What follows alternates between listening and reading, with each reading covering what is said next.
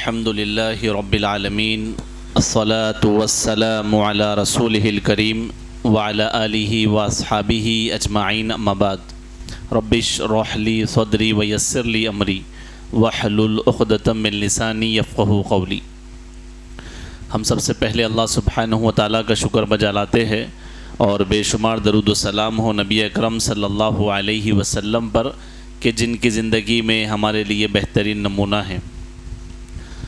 آج کا جو باب ہے کتاب التوحید کا وہ ہے ہدایت دینا صرف اللہ تعالیٰ کے اختیار میں ہے۔ ہدایت دینا یہ اللہ تعالیٰ کے اختیار میں ہے۔ اس سے پہلے کا باب جو گزرا تھا وہ شفاعت کا باب تھا کہ شفاعت کسے ملے گی، کس کو نصیب ہوگی، قیامت کے دن جو ہے کس کے حق میں شفاعت ہوگی اور شفاعت کے اصول کیا ہے اور شفاعت کے جو شرائط ہے اس کے تعلق سے ہم نے دیکھا تھا کہ شفاعت کس کو ملے گی۔ تو پچھلے ابواب سے اس باب کا تعلق کیا ہے کہ مشرک کے لیے شفاعت نہیں ہے، جو کافر ہے جو مشرک ہے ان کے لیے کوئی شفاعت قیامت کے دن نہیں ہوگی۔ تو جیسے شفاعت نہیں ہوگی اور اگر دنیا میں کوئی انہیں ہدایت دینا چاہے تو کوئی انہیں ہدایت بھی نہیں دے سکتا سوائے اللہ سبحانہ و تعالیٰ کے۔ بغیر ہدایت کے مر گئے، شرک پر مرے، کفر پر مرے تو قیامت کے دن ان کی شفاعت بھی نہیں ہوگی۔ وہ بات ہم نے اس سے پہلے کے باب میں دیکھی۔ اس کے بعد جو باب شیخ نے قائم کیا کہ ہدایت دینا صرف اللہ کے اختیار میں ہے، وہ اس لیے کہ سب اصل جو مسئلہ ہے وہ ہدایت کا ہی ہے، وہ ہدایت کا ہی ہے کہ اگر ہدایت مل جائے، مسلمان ہو جائے، توحید پر آ جائے، شرک اور کفر سے جو ہے چھوڑ دے، بری ہو جائے، تو پھر قیامت کے دن امید ہے کہ شفاعت بھی ملے گی اور ایسے مسلمانوں کے لیے مغفرت کی دعا بھی جائز ہے۔ تو ان کے لیے دعا نہیں کر سکتے، انہیں قیامت کے دن شفاعت نہیں ملے گی۔ تو یہ سب اصل مسئلہ کس چیز کا آ رہا ہے؟ ہدایت کا آ رہا ہے کہ یہ لوگ ہدایت یافتہ نہیں ہیں۔ تو شیخ نے باضابطہ ایک باب قائم کیا کہ ہدایت دینا صرف اللہ تعالیٰ کے اختیار میں ہے، یعنی ہدایت بھی کسی کے اختیار میں نہیں ہے۔ یعنی نبی صلی اللہ علیہ وسلم کو بھی ہدایت دینے میں کوئی اختیار نہیں ہے کہ آپ بھی کسی کو اگر چاہے تو ہدایت نہیں دے سکتے۔ تو سورہ قصص کی آیت نمبر 56 کو جو ہے شیخ نے ذکر کیا، آیت نمبر 56، جس میں اللہ تعالیٰ ارشاد فرماتے ہیں اِنَّكَ لَا تَهْدِي مَنْ أَحْبَبْتَ وَلَكِنَّ اللَّهَ يَهْدِي مَنْ يَشَاءُ وَهُوَ أَعْلَمُ بِالْمُهْتَدِينَ۔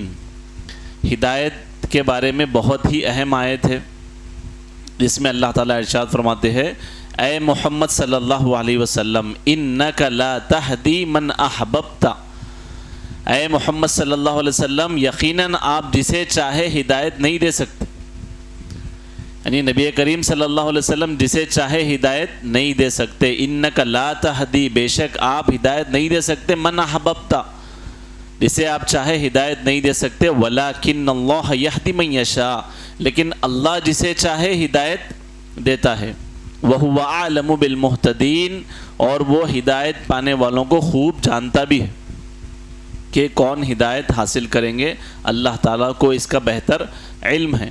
تو یہاں پر جو بات ہمیں بتائی گئی سب سے پہلے کہ من احببتا، اس میں ایک معنی تو یہ ہے من احببتا کا کہ جس کو آپ محبت کریں، یعنی جو قدرتی طور پر یا پھر فطری طور پر کسی سے محبت ہو جاتی ہے کہ یہ میرا بیٹا ہے، یہ میرا بھائی ہے، یہ میرا رشتہ دار ہے، یہ میرا پڑوسی ہے، اس میں کوئی ایمان کی محبت نہیں ہے، اس میں کوئی دوسری محبت۔ کون سی محبت ہے؟ یہ فطری محبت۔ تو رسول اللہ کو جس سے فطری محبت تھی کہ یہ میرے چچا ہے، یہ میرے رشتہ دار ہے، تو ایک معنی اللہ تعالیٰ نے بیان کیا کہ من احببتا، جس کو آپ چاہتے ہیں، جس کو آپ پسند کرتے ہیں، جو آپ کو محبوب ہے، جو آپ کو محبوب ہے، کہا انک لا تہدی من احببتا، کہ آپ جس کو چاہتے ہیں آپ اسے ہدایت نہیں دے سکتے۔ ایک معنی تو یہ ہو گیا من احببتا کا، ایک معنی کیا ہے؟ جس کو رسول اللہ پسند کرتے ہیں، جس کو رسول اللہ چاہتے ہیں، فطری محبت جس سے ہوتی ہے ان کو بھی ہدایت نہیں دے سکتے۔ دوسرا معنی ہے جس کو آپ ہدایت دینا چاہے، یعنی رسول اللہ چاہتے ہیں کہ ان کو ہدایت مل جائے، ان کو ہدایت مل جائے، یہ بہت اچھے لوگ ہیں، یہ ہدایت یافتہ ہو جائے، یہ مسلمان ہو جائے، یہ مسلمان ہو جائے۔ تو یہاں پر رسول اللہ کی چاہت کیا ہے؟ جی یہاں پر رسول اللہ ان کو ہدایت پہ دیکھنا چاہتے ہیں. پہلا ایک معنی کیا ہے؟ من احببتا، کہ اس میں محبت ہے رسول اللہ کو. ارے یہ بہت اچھا خادم ہے، یہ بہت اکرام کرنے والا ہے، یہ بہت اچھا شخص ہے. تو ویسا بھی ہم کو جو ہے کسی سے محبت ہو جاتی، یہ بیٹے سے، بھائی سے، رشتہ دار سے، کہ بہت جو ہے اچھے ہے. تو جس کو رسول اللہ محبت کرے، جو رسول اللہ کا محبوب ہے، رسول اللہ اسے ہدایت نہیں دے سکتے. اور ایک معنی یہ ہے کہ جس کو رسول اللہ ہدایت دینا چاہے، جس کو رسول اللہ چاہے کہ اس کے نصیب میں ہدایت مل جائے، یہ ہدایت یافتہ ہو جائے، جس کو رسول اللہ کو چاہت ہے کہ انہیں ہدایت ملے. تو دونوں معنی بیان کیے گئے کہ جس کو آپ چاہتے ہیں آپ انہیں ہدایت نہیں دے سکتے، اور جس کو آپ ہدایت یافتہ دیکھنا چاہتے ہیں کہ اسے ہدایت مل جائے، آپ اسے بھی ہدایت نہیں دے سکتے. کہا انک لا تہدی من احببت ولکن اللہ یہدی من یشاء، لیکن اللہ تعالیٰ جس کو چاہے ہدایت دے دے، لیکن اللہ تعالیٰ جس کو چاہے ہدایت دے دے. اب یہاں پر ایک سوال ہے آپ لوگوں سے، بات کو اچھے سے سمجھ میں آنے کے لیے، کہ اللہ تعالیٰ نے نبی کریم صلی اللہ علیہ وسلم کے بارے میں کہا کہ انک لا تہدی، آپ بے شک کسی کو ہدایت نہیں دے سکتے. کون نہیں دے سکتے؟ نبی صلی اللہ علیہ وسلم کسی کو ہدایت نہیں دے سکتے. ایک اور آیت ہے قرآن مجید میں جس میں اللہ تعالیٰ نے بیان کیا. ایک اور آیت کہاں پر ہے؟ سورہ شعراء میں ہے. یہ سورہ شعراء آیت نمبر 52، جس میں اللہ تعالیٰ نے ذکر کیا وَإِنَّكَ لَتَهْدِي إِلَى صِرَاطٍ مُسْتَقِيمٍ. کہا اور یقیناً آپ لوگوں کو سیدھے راستے کی طرف رہنمائی کرتے ہیں. وَإِنَّكَ لَتَهْدِي، بے شک آپ رہنمائی کرتے ہیں، ہدایت دکھاتے ہیں، بتاتے ہیں ہدایت إِلَى صِرَاطٍ مُسْتَقِيمٍ، سیدھے راستے کی. تو یا تو آپ ہدایت دیتے ہیں بول کے بتا رہے اللہ تعالیٰ کہ بے شک آپ تو ہدایت دیتے ہیں لوگوں کو صراط مستقیم کی. اور سورہ قصص میں اللہ تعالیٰ نے کہا انک لا تہدی، کہ بے شک آپ ہدایت نہیں دے سکتے من احببت، جس کو آپ چاہے. تو یہ دونوں آیتوں میں ٹکراؤ ہو رہا ہے کہ نہیں ہو رہا بظاہر؟ جی کوئی ایسا بڑا بیان نہیں ہے، انشاءاللہ آپ لوگ بات کر سکتے. جی نہیں مانے نہیں. ایک معنی یہ ہے انک لا تہدی، بے شک آپ ہدایت نہیں دے سکتے. سورہ قصص میں کہا کہ آپ جس کو چاہتے ہیں من احببتا، ان کو ہدایت نہیں دے سکتے. اور سورہ شعراء میں اللہ نے کہا کہ آپ جو ہے لوگوں کو صراط مستقیم کی ہدایت دیتے ہیں، آپ لوگوں کو راستہ دکھاتے ہیں صراط مستقیم کا. ہاں تو یہاں پر جو ہے منکرین حدیث کو بڑا جو ہے پیٹ میں درد ہو جاتا ہوں. منکرین حدیث کے لیے ایک بڑا مسئلہ ہے، کیونکہ حدیثوں میں جہاں جہاں بھی ایسا ٹکراؤ دکھا اللہ حدیثوں کو چھوڑ دیے، بولے حدیث محفوظ نہیں ہے، حدیثوں میں مسئلہ ہے، حدیثوں میں گڑبڑ ہے، ایک حدیث میں کرو بول کے ہے، ایک حدیث میں نہیں بول کے ہے، ایک حدیث میں یہ مسئلہ ہے، دوسری حدیث میں یہ مسئلہ ہے. تو جمع کر کے تطبیق، جمع و تطبیق کا جو مسئلہ ہے کہ پورے حدیث کو جمع کر کے ایک مسئلہ بیان کرنا، وہ اس کا علم نہیں ہے. تو کیا کرے، حدیثوں میں ٹکراؤ ہوتے کیا کر دیے، منکرین حدیث بن گئے. اب یہ قرآن میں بھی آیتوں میں ٹکراؤ ہو رہا تو آپ کیا کرتے، منکرین قرآن بھی بن جاتے. تو اصل میں منکرین حدیث منکرین قرآن ہے، حدیث کا انکار قرآن کا انکار ہے. تو ایسا تو بہت ساری جگہوں پہ کیا ہوگا کہ بات ٹکرانے والی بظاہر نظر آئے گی. تو اس کا جواب یہ ہے کہ جہاں پر سورہ قصص میں کہا جا رہا ہے کہ انک لا تہدی من احببت، جس کو آپ چاہتے ہیں ہدایت نہیں دے سکتے. اور پھر سورہ شعراء میں کہا جا رہا وَإِنَّكَ لَا تَهْدِي إِلَى صِرَاطٍ مُسْتَقِيمٍ، یقیناً آپ لوگوں کو سیدھے راستے کی طرف رہنمائی کرتے ہیں. تو ہدایت کی دو قسمیں، ہدایت کی دو قسمیں ہیں. پہلا ہے ہدایت توفیق اور دوسرا ہے ہدایت دلالت، یا اس کو کہتے ہیں ہدایت الارشاد بھی. دونوں میں کیا فرق ہے؟ ہدایت توفیق میں کیا ہوگا کہ اس سے مراد اللہ تعالیٰ اپنے کسی بندے کے دل میں ہدایت قبول کرنے کا جذبہ پیدا کرتے. ہدایت توفیق کیا ہے؟ بھائی اللہ آپ کو توفیق دے، اللہ تعالیٰ آپ کو اس عمل کی توفیق دے. کا مطلب کیا ہے کہ اس عمل کو کرنے کی اللہ تعالیٰ اندر جذبہ پیدا کر دے. اسلام قبول کرنا ہے، اسلام قبول کرنے کا اللہ تعالیٰ دل میں کیا پیدا کرے؟ جذبہ پیدا کرے. گناہوں کو چھوڑنا ہے، شرک کو چھوڑنا ہے، تو اللہ تعالیٰ شرک کو چھوڑنے کا دل میں کیا پیدا کرے؟ جذبہ پیدا کرے. جب اللہ یہ جذبہ پیدا کریں گے تبھی جو ہے انسان کو ہدایت مل سکتی. اس کو کہتے ہیں ہدایت توفیق. یہ اللہ تعالیٰ کے علاوہ کسی کے ہاتھ میں نہیں ہے. یہ اللہ تعالیٰ کے علاوہ کسی کے ہاتھ میں نہیں ہے۔ انسانوں کے قلوب کا تصرف اللہ کے اختیار میں ہے۔ تصرف کا معنی کیا ہوتا ہے کہ پھیرنا، گمراہی سے ہدایت کی طرف پھیر دینا، ہدایت سے گمراہی کی طرف پھیر دینا، یہ کس کے ہاتھ میں؟ اللہ کے ہاتھ میں ہے۔ وہ انہیں جدھر چاہے پھیرتا ہے۔ دلوں میں ہدایت قبول کرنے کا جذبہ بھی اللہ پیدا کرتا ہے۔ یہ معاملہ اس کے علاوہ کسی کے اختیار میں نہیں ہے، حتیٰ کہ کوئی نبی بھی اپنی مرضی سے جسے چاہے مسلمان یا ہدایت یافتہ نہیں بنا سکتا۔ نبی صلی اللہ علیہ وسلم کے رشتہ داروں میں سب سے زیادہ آپ کا ساتھ دینے والے ابو طالب تھے، لیکن اس کے باوجود آپ انہیں ہدایت کی توفیق نہ دے سکے۔ کیوں نہیں دے سکے؟ رسول اللہ کے ہاتھ میں ہی نہیں تھا۔ اللہ تعالیٰ نے یہ اختیار نبی کے ہاتھ میں ہی نہیں دیا کہ اپنے چچا کو آپ ہدایت دے دیں۔ کون سی ہدایت؟ ہدایت توفیق، کہ اسلام کو قبول کر لے، کلمے کو قبول کر لے، کلمے کا اقرار کرے، اس کی توفیق رسول اللہ کے ہاتھ میں بھی نہیں تھی۔ اور پھر اسی طریقے سے جیسا کہ نبی صلی اللہ علیہ وسلم اور دیگر انبیاء، اور یہاں پر یہی بات ہے کہ آپ انہیں ہدایت کی توفیق نہ دے سکے۔ دوسرا ہے ہدایت دلالت، اس کا ایک اور نام کیا ہے؟ ہدایت الارشاد، یعنی راستہ دکھانا، یعنی اس سے صراط مستقیم کی طرف لوگوں کی رہنمائی کرنا مراد ہے۔ جیسا کہ نبی صلی اللہ علیہ وسلم اور دیگر تمام انبیاء و رسول، ہر داعی حق لوگوں کی رہنمائی کرتا ہے کہ سیدھے راستے کی طرف۔ یہ شرک ہے، یہ توحید ہے، یہ کبیرہ گناہ ہے، قتل کرنا گناہ ہے، زنا کرنا گناہ ہے، پھر نیک اعمال کے اندر صلاح ہے، نماز ہے، پھر اسی طریقے سے روزہ ہے، زکوٰۃ ہے، حج ہے۔ یہاں پر کیا کر رہے ہیں؟ رہنمائی کر رہے ہیں، نیک اعمال کی طرف رہنمائی اور برے اعمال کی طرف بچنے کی رہنمائی کی جا رہی ہے۔ تو یہ رہنمائی ہے، یہ تو ہر نبی کا، ہر رسول کا، اور پھر ہر داعی حق جو حق کی طرف بلاتا ہے، یہ اس کا کام ہے۔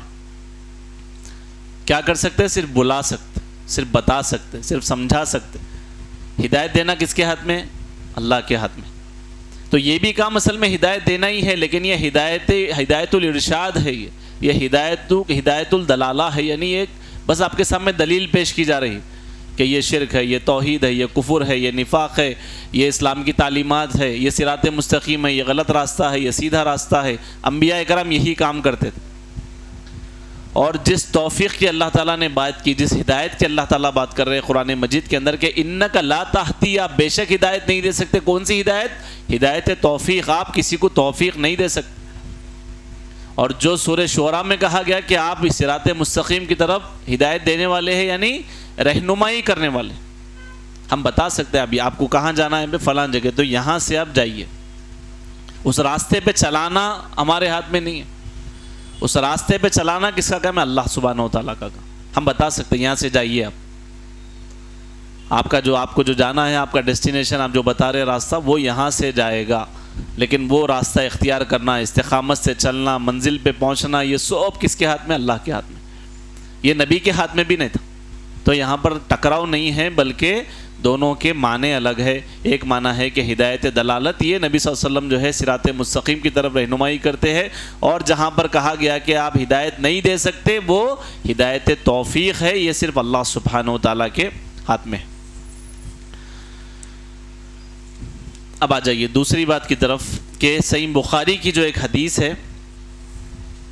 اچھا، ایک اور سوال یہاں پر یہ بھی ہے کہ جیسا کہ آیت میں بتایا گیا کہ انک لا تہدی من احببت، جس کو آپ چاہتے ہیں ہدایت نہیں دے سکتے، ولکن اللہ یہدی من یشاء، لیکن اللہ جس کو چاہتا ہے ہدایت دیتا ہے۔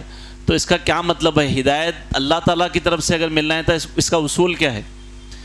بظاہر معنی ایسا دکھ رہا کہ اللہ جس کو چاہے ہدایت دے دے۔ اب جس کو اللہ چاہے اس کو ہدایت نہیں مل سکتی، یعنی اللہ جس کو نہیں ہدایت دینا چاہ رہے نہیں دیں گے، جس کو دینا چاہ رہے دیں گے۔ تو اب سوال آ سکتا ہے کہ ایسا کیوں ہے بھائی؟ اللہ کچھ لوگوں کو ہدایت دے رہے ہیں اور کچھ لوگوں کو چھوڑ دے رہے ہیں، کیا ہے جواب؟ بات سمجھ میں آ رہی ہے نا؟ وَلَكِنَّ اللَّهَ يَهْدِي مَن يَشَاءُ، اللہ جس کو چاہے ہدایت دے دے، مطلب اللہ چند لوگوں کو چاہے ہدایت دے دیا اور چند لوگوں کو اللہ تعالیٰ چھوڑ دیا۔ تو ایسا کیوں ہے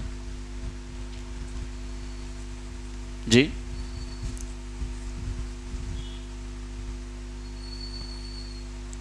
تو اللہ تعالیٰ کی طرف سے ہدایت دینے کا اصول ہے جو اسی آیت میں بتایا گیا کہ وَلَٰكِنَّ اللَّهَ يَهْدِي مَن يَشَاءُ، اللہ جس کو چاہے ہدایت دے دے، وَهُوَ أَعْلَمُ بِالْمُهْتَدِينَ، اور وہ ہدایت پانے والوں کو خوب جانتا ہے۔ تو ہدایت کا تعلق اللہ کے علم سے ہے۔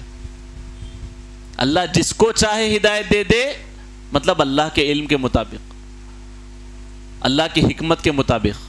اللہ کو معلوم ہے کون ہدایت قبول کرنے والا ہے، کون ہدایت قبول کرنے والا نہیں ہے۔ جس کو اللہ ہدایت دے دے وہ اللہ کے علم کے مطابق ہے، اللہ جس کو ہدایت دے دے وہ اللہ کی حکمت ہے۔ جس کو اللہ تعالیٰ ہدایت سے محروم کر دے، جس کو اللہ تعالیٰ توفیق سے محروم کر دے، اس میں بھی اللہ کا علم اور اللہ کی حکمت اس کی وجہ ہے۔ بھائی کیوں ان کو ہدایت نہیں ملی، کیوں ان کو توفیق نہیں ملی؟ وجہ کیا ہے؟ اللہ کا علم۔ وجہ کیا ہے؟ اللہ کی حکمت۔ تو ایسا معنی نہیں لے سکتے کہ وَلَٰكِنَّ اللَّهَ يَهْدِي مَن يَشَاءُ، اللہ جس کو چاہے ہدایت دے دے اور جس کو چاہے ہدایت سے محروم کر دے۔ تو ایسا معنی میں ایسا دکھ رہا، ارے ایسا کیا بھائی، جس کو چاہے اللہ تعالیٰ چھوڑ دیں گے کیا؟ بلکہ آگے بتایا گیا وَهُوَ أَعْلَمُ بِالْمُهْتَدِينَ۔ عالمو کا معنی کیا ہے؟ اللہ بہتر جانتا ہے۔ اللہ تعالیٰ بہتر جانتا ہے کہ خوب جاننے والا ہے کہ کون ہدایت پانے والے ہیں۔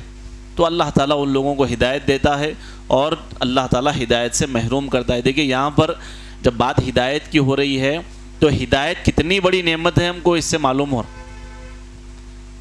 ہدایت کا ملنا یہ بہت بڑی نعمت ہے۔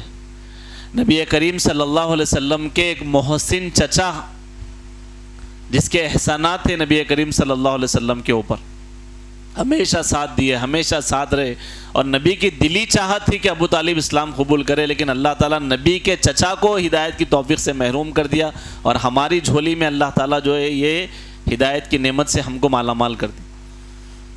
ہم کو اللہ تعالیٰ ہدایت دے دیا، وہاں پر یہ ہوا کہ نبی کے چچا بھی ہدایت سے محروم ہو گئے، کیونکہ اللہ تعالیٰ نے کہا اِنَّكَ لَا تَهْدِي مَنْ أَحْبَبْتَ، اے نبی آپ جس کو چاہتے ہیں، آپ جس کو پسند کرتے ہیں، آپ اسے ہدایت نہیں دے سکتے۔ وَلَٰكِنَّ اللَّهَ يَهْدِي مَن يَشَاءُ، لیکن اللہ تعالیٰ جس کو چاہے ہدایت دے دے۔ وَهُوَ أَعْلَمُ بِالْمُهْتَدِينَ، بے شک اللہ تعالیٰ جو ہے وَهُوَ أَعْلَمُ بِالْمُهْتَدِينَ، اور وہ ہدایت پانے والوں کو خوب جانتا ہے۔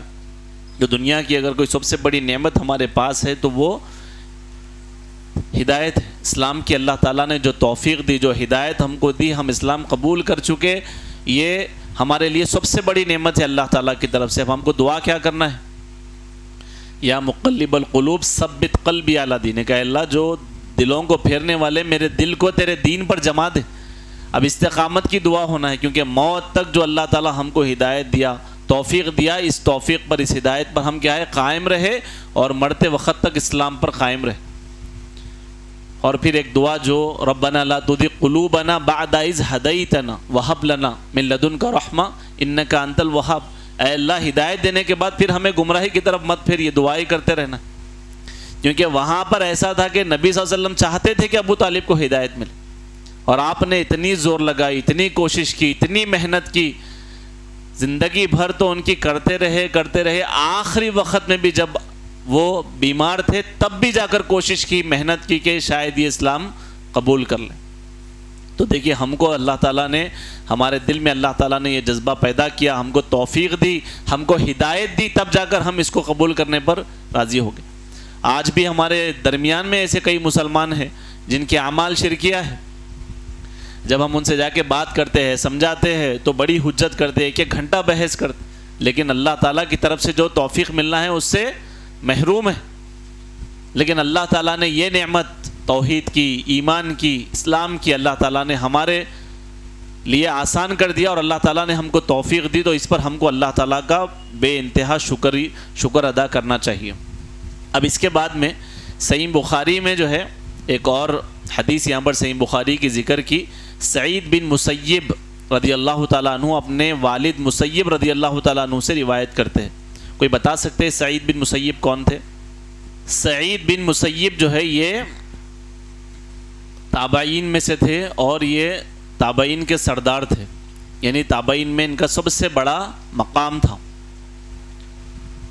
تو یہ جو ہے ان سے جو ہے روایت ہے، عن ابن مسیب عن ابیہ قال، یعنی یہ جو ہے اپنے والد سے روایت کرتے ہیں، ان کے والد جو ہے صحابی تھے، روایت کرتے ہیں لما حضرت ابا طالب الوفات، جاءہ رسول اللہ صلی اللہ علیہ وسلم وعندہ عبداللہ ابن ابی امیہ و ابو جہل فقال له یا عم قل لا الہ الا اللہ کلمۃ احاج لک بہا عند اللہ. کیا کہا؟ سب سے پہلے جو ہے اللہ کے یعنی جب ابو طالب کی وفات کا وقت قریب آیا تو رسول اللہ جو ہے تشریف لائے. بہت غور سے سنیے، بہت اہم واقعہ ہے کہ رسول اللہ جو ہے تشریف لائے کہ ابو طالب کی وفات کا وقت جو ہے قریب ہے. جاءہ رسول اللہ صلی اللہ علیہ وسلم، جب جو ہے ایسا وقت آیا رسول اللہ جو ہے تشریف لائے تو آپ نے وہاں پر دیکھا وعندہ، آپ نے دیکھا کیا دیکھا؟ وعندہ عبداللہ بن ابو امیہ و ابو جہل. یہ دو لوگ یعنی یہ ابو طالب کے دوست تھے، ایک تھے عبداللہ بن ابی امیہ اور دوسرا تھا ابو جہل. یہ دونوں وہاں پر ہیں، یہ دونوں وہاں پر موجود ہے. تو اللہ کے نبی صلی اللہ علیہ وسلم نے کہا فقال له، اللہ کے نبی نے ان سے کہا یا عم، بڑے پیار سے کہا اے میرے چچا، قل کہیے لا الہ الا اللہ، کہیے کہ اللہ کے سوا کوئی سچا معبود نہیں ہے. کیا ہوگا اس کے بعد؟ تو اللہ کے نبی نے کہا چچا آپ کلمہ پڑھیے، کلمے کا اقرار کریے، تاکہ کہا کلمۃ احاج لک بہا عند اللہ، تاکہ میں اس کلمے کو اللہ تعالیٰ کے یہاں تمہارے حق میں بطور دلیل پیش کر سوں، یعنی میں آپ کی شفاعت کر سکوں. آپ کے لیے یہ کلمہ جو ہے قیامت کے دن کام آئے گا، آپ جو ہے اس کا اقرار کریے، آپ اس کا اقرار کریے. تو فقال له، ان سے کہا، کس نے کہا؟ ان دونوں نے کہا. ساتھ میں کون تھے دونوں؟ ابو جہل اور عبداللہ بن امیہ دونوں ہیں. اور بڑی اتفاق کی بات تھی کہ دونوں وہاں پر ہے اور رسول آخری وقت ہے اور رسول اللہ بھی جو ہے وہاں پر گئے ہوئے ہیں اور کہہ رہے ہیں کہ آپ کلمہ پڑھیے. رسول اللہ اپنی نصیحت کر رہے ہیں، یہ دونوں اپنی دعوت دے رہے. یہ دونوں آواز لگائے، کیا بولے؟ فقال له، کہا اترغب عن ملت عبد المطلب، کہا دونوں نے کہا، عبداللہ بن امیہ نے اور ابو جہل نے بولے کیا تم عبد المطلب کے دین کو چھوڑ دو گے؟ آخری وقت میں وہ یاد دلا رہے ہیں، وہ آ کے اپنی دعوت کا کام کر رہے ہیں، بول رہے کہ کیا جو ہے اترغب عن ملت عبد المطلب، کیا آپ اس کو چھوڑ دو گے؟ فَأَدْعَا عَلَيْهِ رسول اللہ. اس کے بعد کیا کہا؟ نبی صلی اللہ علیہ وسلم نے بھی وہ دونوں یعنی دین کو چھوڑ دو گے، نبی صلی اللہ علیہ وسلم بھی اور وہ دونوں سردار اپنی بات کو دہراتے رہے. کیا ہے حدیث میں الفاظ؟ فَأَعَادَ عَلَيْهِ رسول اللہ، فَأَعَادَ، رسول اللہ اپنی بات دہرا رہے ہیں اور یہ دونوں اپنی بات دہرا رہے ہیں. فَكَانَ آخِرَ مَا قَالَ، کہا ابو طالب کے جو آخری الفاظ تھے، آخر میں جو ہے انہوں نے کیا کہا؟ بالآخر ابو طالب نے کہا کہ میں جو ہے ہوا علی ملت عبد المطلب وابا ان یقول لا الہ الا اللہ. ابو طالب نے کہا ہوا علی ملت عبد المطلب، نہیں میں عبد المطلب کے دین پر مرتا ہوں. کیا کہا انہوں نے؟ کہ میں جو ہے عبد المطلب کے مذہب پر قائم ہوں، میں اسی مذہب پر قائم ہوں. وابا، اور انکار کیا، ان یقول لا الہ الا اللہ، اور کیا کیا؟ لا الہ الا اللہ کا انکار کر دیا، لا الہ الا اللہ کا انکار کر دیا.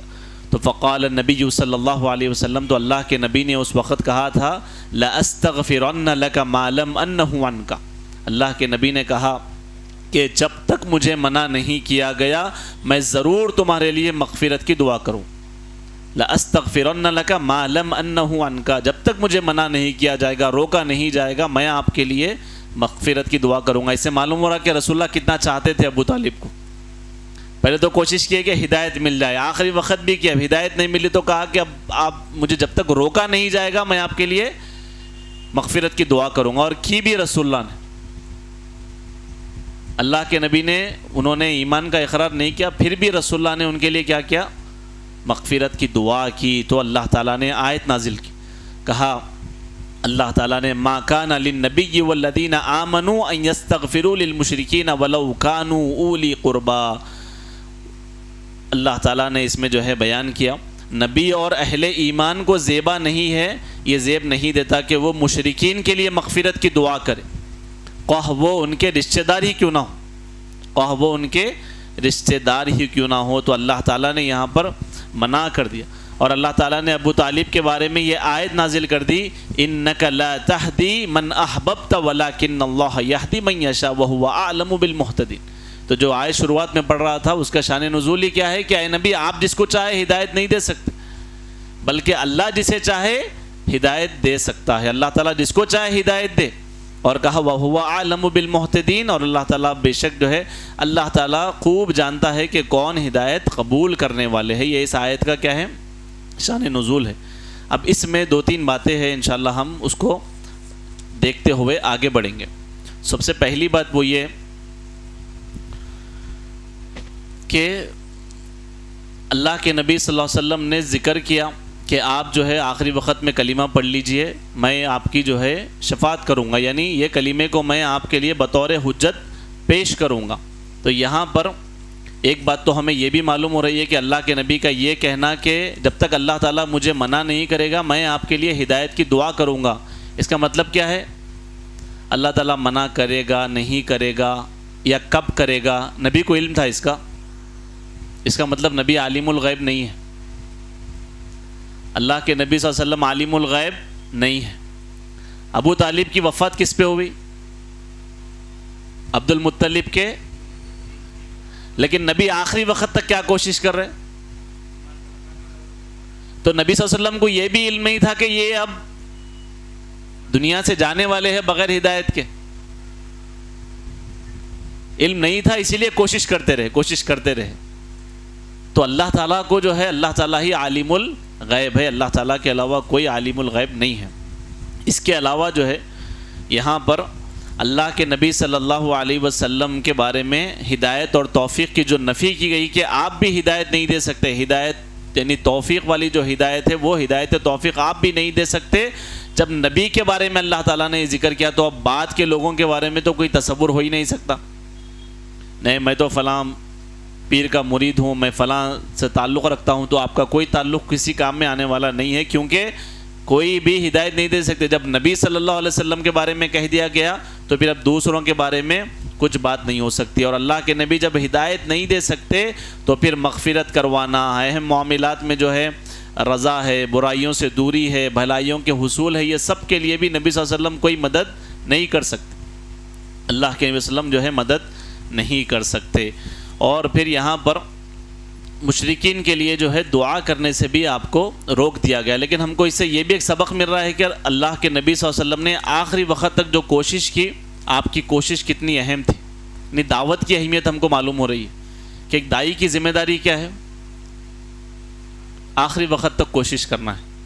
اور کیسے کہ اللہ کے نبی نے آخری وقت میں بھی جب آپ دعوت کا کام کر رہے تو اب ایسا آپ کو ڈرا رہے نہیں، دیکھو اب ہو گیا، اب آپ کا آخری وقت ہے، اب میری بات سن لو، آپ یا عم قل لا الہ الا اللہ، آئے چچا کہہ دیجئے لا الہ الا اللہ. تو یہی ایک داعی کا طریقہ ہونا چاہیے. یہ ہدایت ہمارے ہاتھ میں نہیں ہے، ہماری کوشش کیا ہونی چاہیے؟ آخری وقت تک بھی بہتر طریقے سے اسلام پہنچ جائے، آخری وقت تک بھی جو ہے بہتر طریقے سے دین کی دعوت پہنچ جائے. لیکن آج ہمارے اندر جو ہے یہ جو ہمدردی ہے مدعو کے تعلق سے، لوگوں کے تعلق سے، یہ ہمدردی ہمارے دلوں کے اندر بالکل بھی نظر نہیں آتی. جبکہ اللہ کے نبی صلی اللہ علیہ وسلم اپنے چچا کو جو ہے کوشش کر رہے ہیں کہ آخری وقت تک کہ وہ جو ہے کوشش کرے کہ وہ اسلام قبول کر لے. اور پھر اسی طریقے سے ابو طالب کے جو احسانات تھے وہ بہت زیادہ تھے.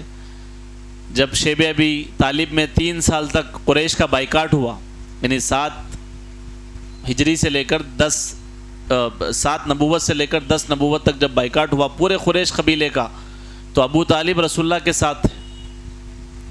اور پھر کئی بار مشرکین مکہ آ کے شکایت کرتے اپنے بھتیجے کو سمجھائیے، اپنے بھتیجے کو سمجھائیے. ایک مرتبہ آئے اور جو ہے ابو طالب نے کہا کہ میں ان کے باتوں سے تنگ آ چکا ہوں. تو اس وقت میں اللہ کے نبی صلی اللہ علیہ وسلم جو ہے اپنے آنکھوں میں آپ کے آنسو آ گیا اور آپ کہنے لگے کہ اے میرے چچا، اگر اللہ تعالیٰ سیدھے ہاتھ میں سورج اور بائیں ہاتھ میں چاند بھی لا کر رکھ دے تب بھی میں اس کام سے باز نہیں آؤں گا. بولے تو جب ابو طالب نے دیکھا کہ بہت عزم مزمم ہے، اب یہ میرا بھتیجا تو رکنے والا نہیں ہے، تو پھر جب آپ اٹھ کر چلے گئے یہ سنا کر، تو ابو طالب وہ دوری سے جو ہے بڑے غمزدہ ہو گئے کہ آپ جا رہے ہیں. تو ابو طالب نے کہا کہ آپ کو جو کرنا ہے کریے، میں آپ کے ساتھ ہوں. اور چونکہ سردار تھے، بہت اچھا نام تھا، تو ابو طالب کی وجہ سے کئی لوگ رسول اللہ کے پاس نہیں آتے تھے کہ اتنے بڑے سردار کا جو ہے یہ بھتیجا ہے. تو رسول اللہ کو بہت جو ہے وہ تھا، 50 سال تک آپ کی جو ہے کفالت میں تھے، ساتھ میں تھے، ذمہ داری میں تھے.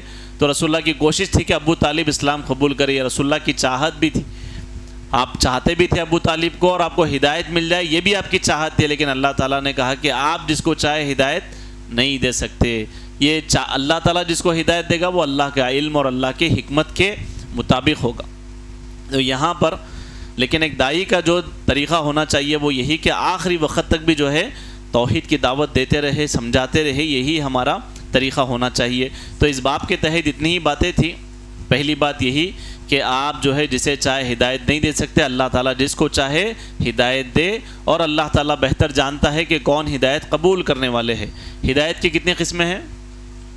2 قسمیں ہیں۔ پہلی ہدایت توفیق، ہدایت الارشاد۔ ہدایت توفیق میں کیا ہے کہ اسلام قبول کرنے کا جذبہ پیدا کر دینا دل میں، اس کو کہتے ہیں ہدایت توفیق، یہ اللہ کے علاوہ کسی کے ہاتھ میں نہیں ہے۔ ہدایت الارشاد کیا ہے؟ راستے کی رہنمائی کر دینا، بھائی آپ اس راستے سے جائیے، یہ صراط مستقیم ہے، یہ سیدھا راستہ ہے، یہ غلط راستہ ہے، یہ شرک ہے، یہ توحید ہے۔ تو یہ جو ہے انبیاء اکرام کا کام تھا، اور حق کی دعوت دینے والے داعی کا یہی کام ہونا چاہیے۔ اور پھر صحیح بخاری کی دلیل آپ کے سامنے پیش کی گئی کہ ابو طالب کے ساتھ جو ہے جو لوگ تھے جس کی وجہ سے وہ کلمہ نہیں پڑھ سکے، اور ابو طالب کی موت کس پہ ہوئی؟ کئی لوگ ایسے ہیں، اور خاص کر یہ جو مہینے میں ماتم کرنے والے کوشش کرتے بہت ساری روایتوں کو جمع کر کے کہ وہ مسلمان تھے بتانے کی کوشش کرتے، نہیں وہ بولے کہ عبد المطلب کے دین پہ میں مرتا ہوں، تو عبد المطلب دین ابراہیمی پہ تھے بول کے دلیل لاتے۔ اگر وہ دین ابراہیمی پہ تھے اور وہ نجات کے لیے کافی تھا تو پھر رسول اللہ دعوت کیوں دے رہے تھے آخری وقت میں؟ رسول اللہ کس کوشش میں تھے کہ یہ آ جائے؟ اور اگر وہ دونوں برابر تھے تو پھر عبداللہ بن ابی امیہ اور پھر ابو جہل روک کیوں رہے تھے کہ آپ وہاں پر مت جائیے؟ تو یہ تمام چیزوں سے یہ دلیل ملتی ہے کہ ابو طالب کو جو ہے جو ان کی وفات ہوئی وہ توحید پہ نہیں ہوئی، وہ دین پر نہیں ہوئی، وہ دین پر نہیں ہوئی، کیونکہ اقرار کرنا تھا، انہوں نے اقرار نہیں کیا۔ دل سے مانتے تھے، ابو طالب دل سے مانتے تھے، لیکن ایمان کا جو تقاضا ہے اقرار باللسان، تصدیق بالقلب اور عمل بالجوارح، اس سے ایمان مکمل ہوتا۔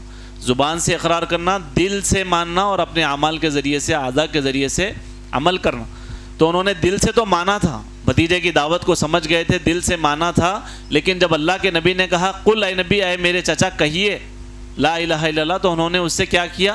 انکار کر دیا۔ تو ایمان کے تقاضوں میں یہ شامل ہے کہ زبان سے اقرار بھی ہو، زبان سے اقرار بھی ہو۔ تو یہ دلیل آئی، اور پھر اس کے بعد اللہ کے نبی نے جیسے دیکھا کہ یہ بغیر کلمے کے کہہ رہے کہ میں عبد المطلب کے دین پر قائم ہوں، تو اللہ کے نبی نے کہا کہ جب تک اللہ تعالیٰ مجھے منع نہیں کرے گا میں آپ کے لیے یعنی مغفرت کی دعا کروں گا۔ اللہ تعالیٰ نے سورہ توبہ کی آیت نمبر 113 نازل کی اور آپ کو منع کر دیا، ما کان للنبی والذین آمنوا ان یستغفروا للمشرکین ولو کانوا اولی قربا، کہ نبی اور اہل ایمان کو زیبا نہیں کہ وہ مشرکین کے لیے مغفرت کی دعا کرے، خواہ وہ ان کے رشتہ دار ہی کیوں نہ ہو۔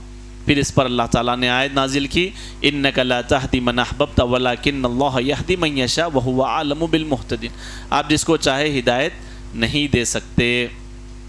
اور یہاں پر لا استغفرن جو آیا کہ میں ضرور آپ کے لیے دعا کروں گا، یہاں پر لا قسم کے معنوں میں کہ اللہ کی قسم میں آپ کے لیے دعا کروں گا جب تک مجھے روکا نہ گیا۔ تو اس قدر جو ہے آپ چاہتے تھے کہ آپ کی مغفرت ہو، لیکن اللہ تعالیٰ کو جو منظور ہے وہی ہوتا ہے۔ اللہ تعالیٰ جس کو ہدایت دینا چاہے اللہ تعالیٰ ہدایت دیتے، اور اللہ تعالیٰ جس کو ہدایت سے محروم کرنا چاہے اللہ تعالیٰ محروم کر دیتے ہیں۔ تو اس آیت سے یہ بات بھی واضح ہو گئی کہ مشرکین کے لیے دعائے مغفرت جائز نہیں ہے، کافروں کے لیے دعائے مغفرت جائز نہیں ہے۔ دنیا میں کر سکتے دعا مشرکین کے لیے، ان کے گناہوں کی معافی کی دعا کر سکتے،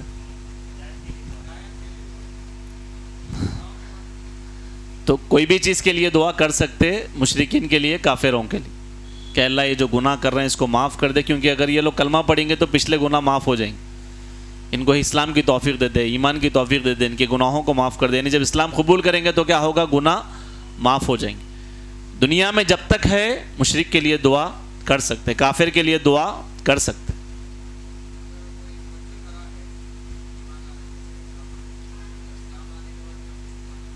انشاءاللہ اسلام لانے کے بعد میں پچھلے تمام گناہ معاف ہو جاتے ہیں۔ شرک کے علاوہ ہر گناہ جو ہے معاف ہے. پورے روایتوں اور احادیث کو جمع کریں گے تو اس سے یہی معنی نکلتا کہ جو ہے جو بھی اس کے اوپر گناہ ہے اللہ تعالیٰ اس کو معاف کر دیں گے اسلام قبول کرنے کی وجہ سے. کیونکہ ایک صحابی تھے آ کے اللہ کے نبی سے پوچھے، اپنی بچی کو انہوں نے زندہ درگور دفن کر دیا تھا کیونکہ ان کے گھر میں بچی پیدا ہوئی. تو وہ آئے رسول اللہ سے پوچھے کہ یا رسول اللہ میری بچی جو ہے گھر میں پیدا ہوئی اور میری بیوی جو ہے میرے علم میں وہ چیز نہیں رکھی بلکہ اس کو بڑا کر دی، یہاں تک کہ وہ بڑی ہو گئی اور جو ہے بعد میں میں اسے لے گیا ریگستان میں. راستے تمام مجھ سے پوچھتے رہی کہ اے ابو ہم کہاں جا رہے ہیں، میں اس کو کوئی جواب نہیں دیتا، یہاں تک کہ میں ایک جو ہے قبر کھودا اور وہاں پر اس کو دفن کر دیا. پھر اس کے بعد میں جو ہے میں اس پہ مٹی ڈالتے رہا، تب تک بھی وہ پوچھ رہی تھی کہ یا ابو آپ یہ کیا کر رہے ہو. لیکن ان کا اتنا پتھر دل ہو گیا تھا اس وقت میں، کیونکہ وہاں پر ایک رواج تھا بچی کے پیدا ہونے کو منحوس سمجھتے تھے. تو وہ لوگ جو ہے کہتے ہیں صحابی کہ میں اس کے اوپر مٹی ڈالنا بھی شروع کیا، یہاں تک کہ وہ مکمل طور پہ جو ہے میں مٹی ڈال دیا. کیا اس گناہ کو اللہ تعالیٰ میرے اسلام قبول کرنے کی وجہ سے معاف کر دیں گا؟ تو اللہ کے نبی نے اس صحابی کے جو ہے سینے پہ ہاتھ مارا، کہا بس بس اس کے آگے. یعنی اللہ کے نبی نہیں سنے، بولے بس، اور کہا کہ اسلام قبول کرنے سے اللہ تعالیٰ پچھلے گناہوں کو معاف کر دیتے. تو یہ ان دلائل سے تو ہم کو یہی معلوم ہوتا ہے. اب اس کے بعد جو ہے شیخ نے جو ہے کچھ اسباق جمع کیے کہ اس باب سے ہم نے کیا سیکھا.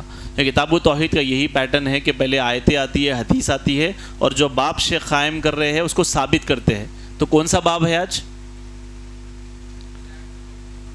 ہدایت دینا صرف اللہ کے اختیار میں. اس بات کو دلائل سے، حدیث سے، آیت سے اور واقعے سے شیخ نے ثابت کیا کہ اللہ تعالیٰ کے علاوہ کوئی ہدایت نہیں دے سکتے. مسائل میں اس باب میں جو آیت آئی انک لا تہدی من احببت، اس کی تفسیر ہم کو معلوم ہوئی.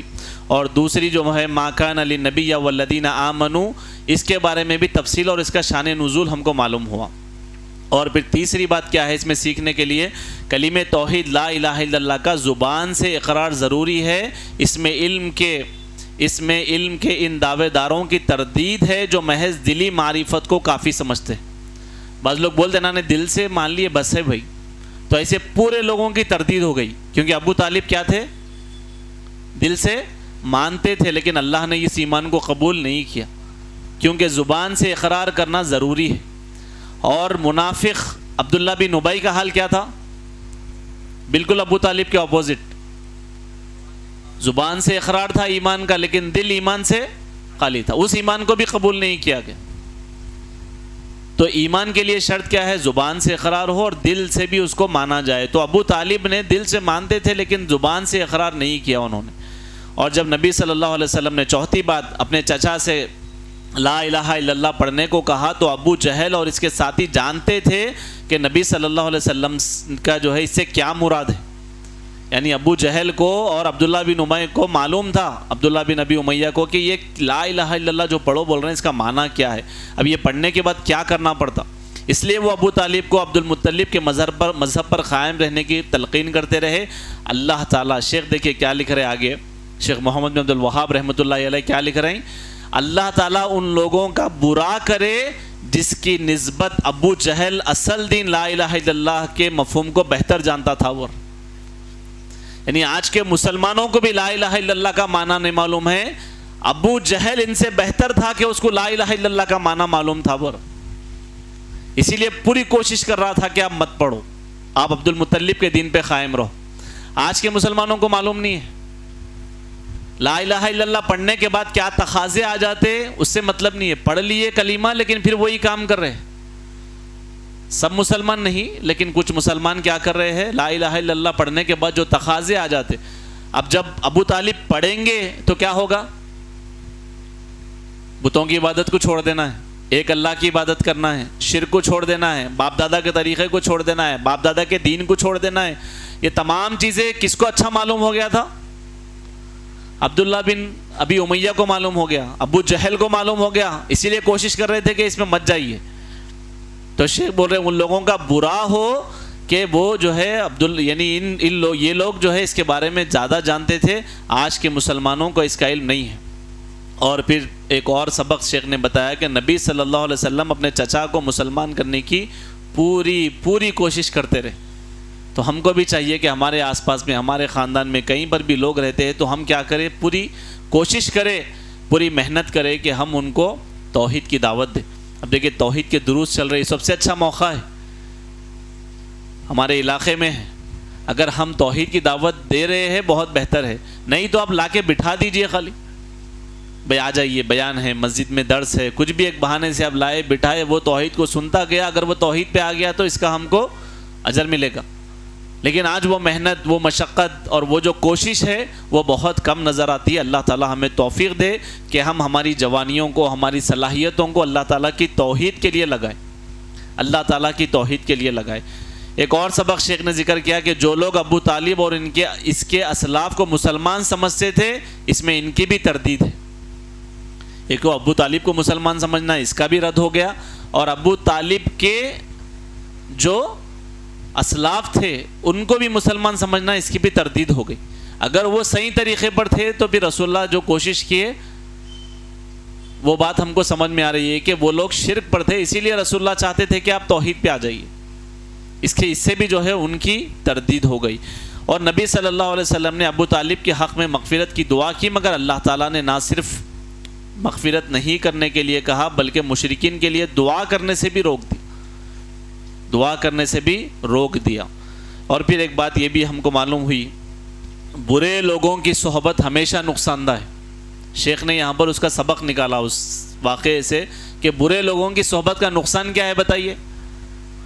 سب سے بڑا نقصان کیا ہے؟ سب سے بڑا نقصان یہ ہے کہ جنت سے محروم ہو گئے. صرف 2 برے لوگ بازو ٹھہرے ہوئے تھے، بار بار کہہ رہے تھے کہ نہیں آپ مت جائیے، کہ آپ چھوڑ دیں گے. وہ صحبت نقصان پہنچا دی، کس چیز سے محروم ہو گئے؟ جنت سے محروم ہو گئے. اور ایک حدیث میں بھی اللہ کے نبی نے ذکر کیا کہ انسان اپنے دوست کے دین پر رہتا تو اس کو جاننا چاہیے کہ وہ کس سے دوستی کر رہا. دوست جو دین پہ ہے وہ شخص اسی دین پہ رہتا. تو ہم کس کو دوست بنا رہے؟ اہل حدیث کو دوست بنا رہے، اہل توحید کو دوست بنا رہے. ہم جو ہے شرک سے دور رہنے والوں کو دوست بنا رہے ہیں، یا بدعات سے جو دور رہتا اس کو دوست بنا رہے ہیں. یعنی بدعت خرافات کرنے والے، صحابہ کے طریقے سے ہٹے ہوئے، جھوٹ بولنے والے، دین سے دور اور دنیا کی مشغولیت میں رہنے والے، دنیا کو پسند کرنے والے، دنیا کے پیچھے بھاگنے والے، جو ہمارا دوست ہے وہی ہمارا دین ہے. کیونکہ اس کے ساتھ رہیں گے وہی سب ہمارے ساتھ میں رہے گا. اور یہاں پر یہی شیخ نے جو ہے سبق نکالا کہ برے لوگوں کی صحبت ہمیشہ جو ہے یہ نقصان دہ ہے. دونوں برے دوست تھے ابو طالب کے، وہ ہدایت سے محروم ہو گئے. اور پھر ایک اور جو ہے سبق نکالا کہ اکابر اسلاف کی تعظیم میں غلو کرنا نقصان دہ ہے. جو اکابر تھے ان کی شان میں غلو کرنا کیا ہے، یہ بہت نقصان دہ ہے. یہ جو مشرکین تھے کس وجہ سے یہ لوگ جو ہے نقصان اٹھائے؟ کیونکہ یہ اکابر کی شان میں غلو کرتے تھے. جو بھی بڑے تھے ان کی شان کو بڑھاتے گئے بڑھاتے گئے بڑھاتے گئے، اتنا بڑا ہے کہ ان کو آخر میں توحید بھی سمجھ میں نہیں آ رہی. آخر میں توحید کو قبول کرنے میں بھی یہی چیز کو رکاوٹ لائے، نہیں یہ کر سکتے، یہ بڑے ہیں. تو غلو کا اتنا خطرناک نقصان ہے کہ ایک انسان جو ہے جنت سے بھی محروم ہو جاتا. اور پھر ایک اور سبق بتائے، باطل پرست لوگ اپنے اکابر والا دین اور طور اطوار اختیار کرنے میں اس شبہ کا شکار ہے کہ ابو جہل نے بھی ابو طالب کو یہی تلقین کی تھی. کیا تلقین کی؟ کہ باپ دادا کا دین چھوڑ دیں گے کیا؟ یہ جو جملہ ہے یہ اتنا خطرناک ہے، اور یہ ایسا جملہ ہے آخری وقت میں پیش کرنے کے لیے دونوں کے پاس بھی کچھ بھی نہیں تھا. اب کیسا ہم ابو طالب کو روک لیں گے؟ اللہ کے نبی تو پیش کیے کہ آپ کلمہ پڑھو، میں آپ کے لیے دعا کروں گا، قیامت میں آپ کی شفاعت کروں گا. ان دونوں کو ان کو روکنے کا تھا تو دلیل کیا لائے؟ چھوڑ دیتے آپ. تو ان کی سب سے بڑی دلیل تھی، سب سے بڑی دلیل تھی کہ باپ دادا کے دین کو چھوڑ دیتے. آج بھی کئی لوگ جب دین کی دعوت کرتے دیتے تو یہی بولتے، ارے باپ دادا کے دین کو چھوڑ دیں گے کیا؟ اتنے لوگ کرتے، ارے غلط ہے کیا؟ اتنے لوگوں کا طریقہ غلط ہے کیا؟ چھوٹی دلیل نہیں ہے یہ بہت بڑی دلیل ہے. کس کی دلیل ہے؟ لیکن کفار اور مشرکین کی دلیل ہے، یہ اسلام کی دلیل نہیں ہے. اللہ کے نبی نے ایسی دلیل نہیں دی، بلکہ اللہ کے نبی نے دلیل دی کہ آپ کلمہ پڑھیے، میں اس کو دلیل کے طور پہ آپ کو جو ہے قیامت کے دن اللہ کے سامنے پیش کروں گا. دونوں دلیل دیے کہ کیا آپ اپنے باپ دادا کے دین کو چھوڑ دیں گے. آج بھی کئی لوگ اسی چیز کی دلیل دیتے ہیں اور گمراہ ہے. نجات کا دار و مدار زندگی کے آخری اعمال پر ہے. یہ بھی ایک سبق نکالا، کیونکہ ابو طالب جو ہے بوقت وفات کلمے کا اقرار کر لیتے تو اسے ضرور فائدہ ہوتا، لیکن زندگی کس پہ گزری ابو طالب کی؟ اسلام پر نہیں تھے، لیکن رسول اللہ بتا رہے کہ اگر آخری وقت میں بھی کلمہ پڑھ لیتے تو ان کے لیے وہ فائدہ مند تھا۔ تو اسے دلیل نکالی شیخ نے کہ آخری وقت کے بھی جو اعمال ہے اگر وہ خیر پر ہے تو یہ بھی انسان کی نجات کا ذریعہ ہے۔ آپ کی پوری زندگی کیسی بھی گزری ہوں گی، آخری وقت میں بھی اگر انسان جو ہے اچھے اعمال پہ اس کی موت ہو گئی تو یہ بھی اس کے نجات کی دلیل ہے۔ اب ہم کو نہیں معلوم ہے کہ ہماری موت کب آنے والی ہے، تو ہمیشہ نیک اعمال کرتے رہنا ہے کہ اگر موت آ گئی اور آخری وقت یہی رہ گیا کہ ہم اچھے اعمال پہ، خیر کے اعمال پہ موت آ گئی تو یہ بھی نجات کا ذریعہ ہے۔ پوری زندگی اب کیسی گزری آپ اس کے لیے اللہ سے توبہ کریے، نیک اعمال پہ زندگی گزاریے، موت آ گئی تو یہ بھی نجات کے لیے۔ ابو طالب کے لیے رسول اللہ یہی وصیت کر رہے تھے کہ اب جو ہو گیا آپ کی زندگی میں آپ اب کلمہ پڑھیے۔ تو اسے دلیل نکالی علماء کرام نے، سبق نکالا کہ شیخ محمد بن عبد الوہاب رحمۃ اللہ علیہ نے کہ نجات کا دار و مدار زندگی کے آخری اعمال پر ہے، آخری اعمال پر ہے۔ اور پھر ایک اور سبق نکالا کہ گمراہ لوگوں کے دلوں میں راسخ بڑے مغالطے کے بارے میں غور و فکر کرنا چاہیے، اس لیے کہ ابو طالب کا قصہ جو ہے اس میں مذکور ہے۔ سرداران مکہ اسی مغالطے کی بنا پر ابو طالب سے جھگڑتے رہے، جبکہ نبی صلی اللہ علیہ وسلم نے مبالغہ اور تکرار کے ساتھ ابو طالب کے سامنے کلمہ حق اور کلمہ توحید کو پیش کیا، چونکہ ان لوگوں کے ہاں یہی بہت بڑی بات تھی کہ آبا و اجداد کے دین کو چھوڑا نہیں جا سکتا، اس لیے وہ اپنی بات پر ڈٹے رہے۔ ان کے پاس یہ اتنی بڑی بات تھی کہ ایسا ہو ہی نہیں سکتا کہ باپ دادا کے دین کو چھوڑے، وہ اسی بات پر ڈٹے رہے، لیکن رسول اللہ اپنی بات پر وہاں پر ڈٹے رہے۔ اور یہ بھی ایک عجیب بات ہے لوگوں کی، صرف دین کے بارے میں ہی بولتے کہ باپ دادا، دنیا کے بارے میں باپ دادا نہیں۔ بھائی آپ کیا کر رہے ہیں؟ میں ڈاکٹر ہوں۔ بھائی آپ کیا کر رہے ہیں؟ میں انجینئر ہوں۔ بھائی آپ کیا کر رہے ہیں؟ میں بزنس مین ہوں۔ بھائی آپ کے والد صاحب کیا کرتے تھے؟ کسان تھے۔ والد صاحب کیا کرتے تھے؟ موچی تھے۔ والد صاحب کیا کرتے تھے؟ ترکاری بیچتے تھے۔ تو پھر وہاں آپ باپ دادا کو فالو کرو نا۔ نہیں وہ غلط تھا، ان کو نہیں معلوم تھا، اس وقت میں وہ چل رہا تھا جب کرے۔ آج کے دور میں یہ چیز چل رہی، ہم کو علم ہے، ان کو علم نہیں تھا، وہ لوگ پڑھے نہیں، پورے چیزاں لے کے آتے۔ پھر دین کے بارے میں 100% ان لوگ صحیح کیسا ہو گئے؟ باپ دادا کو دلیل بنانا 100% کیسا صحیح ہو سکتا؟ تو یہاں پر ان کی دلیل یہی تھی کہ باپ دادا کا طریقہ ہے، تو یہ مشرکین کی بولی ہے۔ جب مسلمان کے منہ سے یہ بات کو سنتے تو یہ مشرکین کی بولی ہے، ہم کو سمجھانا چاہیے کہ ایسی بات نہیں ہے، بلکہ اللہ تعالیٰ جو ہے ہدایت دینے والا ہے۔ قرآن مجید میں تو کہا گیا اکثر الناس لا یعقلون، اکثر لوگ تو عقل ہی نہیں رکھتے۔ تو آپ اکثریت کے پیچھے، باپ دادا کے پیچھے اگر اس پہ جائیں گے تو ہدایت سے محروم رہیں گے۔ میں انہی باتوں پر اکتفا کرتے ہوئے اپنی بات کو روکتا ہوں۔ اللہ سبحانہ و تعالی ہمیں جو کچھ بھی ہم نے یہاں پر سیکھا ہے، ان تمام باتوں پر اللہ تعالی ہم کو عمل کرنے کی توفیق عطا فرمائے۔ اللہ تعالی ہمیں ہماری پوری زندگی جب تک اللہ تعالی ہمیں اس دنیا میں رکھے توحید پر رکھے، جب موت دے تو توحید پر دے، اور اللہ تعالی ہماری جوانی، ہمارا علم، ہمارا پیسہ، ہماری صلاحیتوں کو اللہ تعالی اس توحید کو پھیلانے کے لیے لگانے کی اللہ ہمیں توفیق عطا فرمائے۔ اللہ تعالی موت تک ہمیں اسلام پر، ایمان پر قائم رکھے، جب تک زندہ رکھے اسلام پر رکھے، موت آئے تو ایمان پر آئے۔ وآخر دعوانا ان الحمد للہ رب العالمین۔ السلام علیکم ورحمۃ اللہ وبرکاتہ۔